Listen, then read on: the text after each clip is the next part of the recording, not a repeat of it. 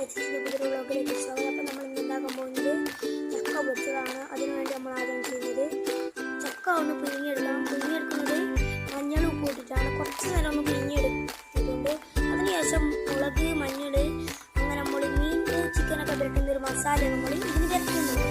എന്നിട്ട് നമ്മൾ കുറച്ച് നേരം കഴിഞ്ഞ് അത് നമ്മൾ പൊരിക്കുകയാണ് ചെയ്യുന്നത്. അത് പൊരിച്ചിട്ട് നമ്മൾ അതിനെ മൂടി കുറച്ച് നേരം വെക്കുന്നുണ്ട്. നമുക്ക്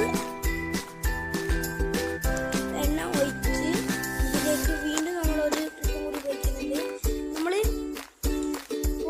കുറേ ഉണ്ട്, അതുകൊണ്ടാണ് നമ്മൾ ഇങ്ങനെ ചെയ്യുന്നത്. ചക്കൻ്റെ കുരു, ചവണ എല്ലാം എടുക്കുന്നുണ്ട് ഇതിലേക്ക്. നമ്മൾ മസാല പറ്റുന്ന വെച്ചാൽ